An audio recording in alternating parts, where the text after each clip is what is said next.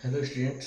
तो मैं आपके सामने आज रखता हूँ कि ग्राफिकल मेथड इक्वेशन को सोल्व करने के लिए मतलब मुझको किसी सिस्टम ऑफ लीनियर इक्वेशन या फिर नंबर ऑफ सॉल्यूशन चाहिए, तो मैं ग्राफिकल मेथड कैसे काम में लेता हूँ उसको समझाने की कोशिश करूँगा, है ना। देखना एक बार एक एग्जांपल लेता हूँ, सबसे मैं उसकी हेल्प लेके समझाता हूँ कि मुझे चाहिए find the number of solution x square is equal to x. एक सबसे इजी सा एग्जांपल लेता हूँ, उससे उसको समझाने की कोशिश करता हूँ मैं। देखना एक बार, ये सपोज करो कोई एग्जांपल ले लिया मैंने, एक्स स्क्वायर बराबर एक्स।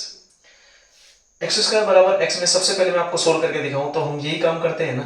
एक्स स्क्वायर बराबर x, x square minus x बराबर जीरो, एक्स कॉमन दिया, एक्स माइनस वन बराबर जीरो, तो यहाँ से एक्स बराबर जीरो और एक्स बराबर वन, ये दो सोल्यूशन आएंगे, एक्स बराबर जीरो वन। दूसरा तरीका, एक्स स्क्वायर माइनस एक्स बराबर zero, x square is equal to x, तो यहाँ से कई बार पता है अपन ऐसा बोलते हैं कि एक्स से एक्स कैंसिल हो गया, जीरो हुआ, वो गलत प्रोसेस होता है एक्चुअल में। सही क्या है कि ये क्वाड्रेटिक इक्वेशन बन गया, x square minus x is equal to zero. या तो आप इसको ऐसे करो श्रीधराचार्य वाले मेथड से, एक्स बराबर माइनस के b plus minus b square minus चार इसी अपॉन में टू है। वरना फिर दूसरा तरीका क्या है, इस ये वाला तरीका है। और तीसरा तरीका क्या है, ग्राफ बना के सोल्व कर सकते हैं, जो मैं बताने वाला हूँ, जिस जो लेक्चर हम अभी पढ़ने वाले हैं ग्राफिकल मेथड, जो अभी सीखेंगे अभी।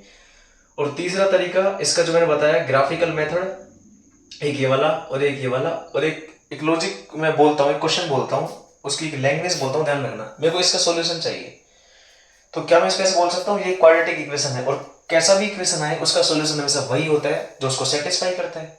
सही बात है। तो ये भी तो इक्वेशन हो गया, इसके सॉल्यूशन क्या कहेंगे, एक्स बराबर जीरो रखो इसमें, एक्स बराबर जीरो, तो सर जीरो का स्क्वायर बराबर जीरो, जीरो बराबर जीरो सेटिस्फाई कर रहे हैं, एक्स बराबर जीरो इसका सॉल्यूशन हो गया। एक्स बराबर एक की बात करते हैं, एक स्क्वायर बराबर एक, एक बराबर एक सेटिस्फाई कर गया, ये इसका सॉल्यूशन हो गया। क्या एक्स बराबर इसका माइनस एक सॉल्यूशन हो सकता है? चलो देखते हैं, माइनस एक को रखते हैं, माइनस एक का स्क्वायर बराबर जो कि होता है एक, और यहाँ पे आएगा माइनस एक, इक्वल कभी नहीं होता है ना। तो जो भी किसी भी इक्वेशन को सेटिस्फाई करता है वो उस इक्वेशन का सॉल्यूशन होता है, ठीक है ना। तो देखो एक बार, ये प्रोसेस तो हमारे को आता है या फिर हम सीख जाएंगे, लेकिन बात है ग्राफिकल मेथड की, वो अप्रोच हमारे काम में आना चाहिए। जब जेई की बात करते हैं या फिर किसी अच्छे स्टैंडर्ड के लेवल की बात करते हैं तो ग्राफिकल अप्रोच आना जरूरी है, उससे क्वेश्चन जल्दी आसान सोल्व होता है। एक्स स्क्वायर बराबर एक्स के लिए मैं ग्राफिकल मेथड अप्रोच काम में लेता हूँ, सुनना ध्यान से। ये मेरा एक्स एक्सिस है, ये वाई एक्सिस है, ये वाई डैश है और ये एक्स डैश है।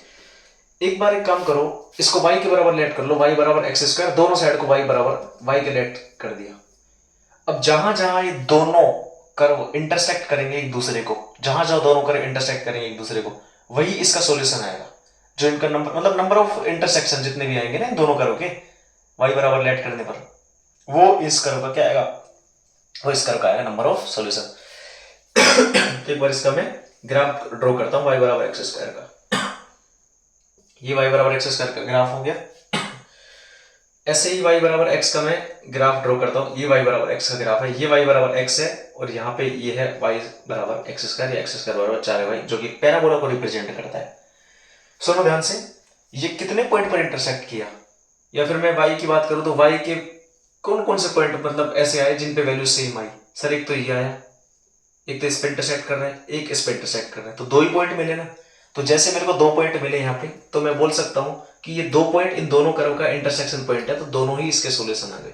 ओके, तो एक तो ये पॉइंट और एक ये पॉइंट, तो नंबर ऑफ सॉल्यूशन कितने आए इसके, दो आ गए।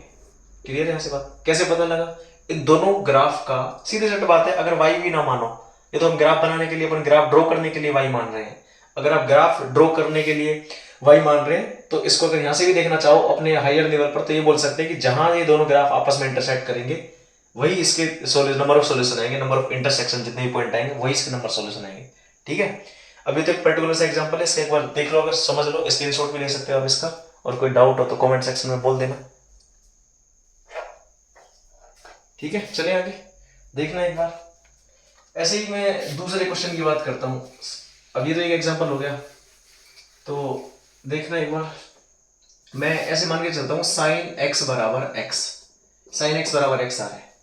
अब एक बात तो वही है कि सर इसको सॉल्यूशन निकालना है, एक्स माइनस साइन एक्स बराबर जीरो, तो कौन कौन से पॉइंट आएंगे, कितने सॉल्यूशन आएंगे काउंट करने पर। एक ग्राफिकल मेथड है जो मैं बता रहा था एकदम इजी वाला, ये एक्स एक्सिस है, ये वाई एक्सिस है, ये वही वाई डैश और ये मेरा एक्स डैश आ गया। तो क्या करना चाहिए, सबसे पहले तो ग्राफ बनाना चाहिए। साइन का ग्राफ सबको आता होगा, आजकल तो बच्चे 10th फाउंडेशन में 10th में सीख जाते हैं, है ना, तो सबको आता होगा। पहली बात तो ये है वाई बराबर साइन एक्स का ग्राफ, और दूसरा y बराबर एक्स, देखो एकदम ओरिजिन से एकदम ऐसे जाती है, एकदम सीधे जाती है ना। तो यहाँ number of intersection, point of intersection कितना आया, एक पॉइंट ही तो मिला है y बराबर साइन एक्स को और y बराबर एक्स को इंटरसेक्ट करने वाला। तो एक नंबर ऑफ पॉइंट मिला है इसको, नंबर ऑफ इंटरसेक्शन 1 पॉइंट, और जितने नंबर ऑफ इंटरसेक्शन आएंगे उतने नंबर ऑफ सॉल्यूशन आएंगे। तो सर इसका 1 सॉल्यूशन ही आएगा जो इसका इंटरसेक्टिंग पॉइंट आएगा।